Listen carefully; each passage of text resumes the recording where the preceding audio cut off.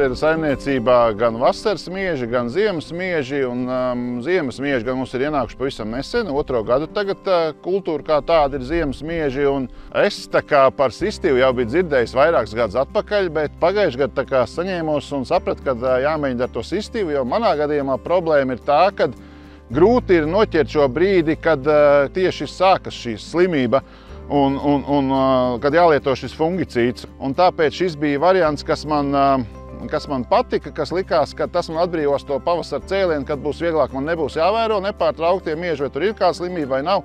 Un sistīva man to atbrīvo, es varēju mierīgi pavasari nodzīvot bez stresa miežos par slimībām, jo es tā kā, godīgi sakot, uzreiz nenoticēju, tā kā vienalga pa laikam piebrauc un paskatīju to lauku, kas tur izskatās, bet viss bija labi un ļoti apmierināts ar sistīvas darbību, un man patika tas, kad ir tas pavasara darba periods, kad ir ziemājas smidzināšanas un mēslošanas, un vēl mums saimniecībā ir mazliet šie slaucamās govas, kas arī prasa savu līdz jāņem, tur ir zāle jāpļauj, ļoti daudz darbi, un tad šis man atbrīvoja, vismaz viena lieta man bija mazāk, kas bija man būtiski, tas nebija jāvēro šie lauki visu laiku un jāsmidzinās ar fungicīdu.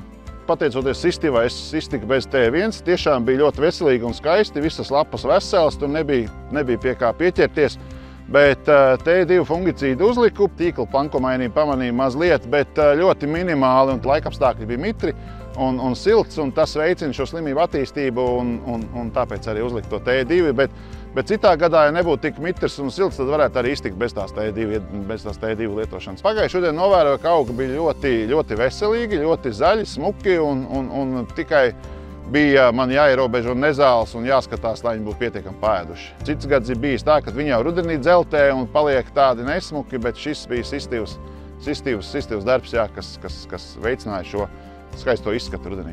Arī no sākuma mazliet baidījos, bet šobrīd nožēloju, ka droši vien, ka vajadzētu to darīt jau ātrāk.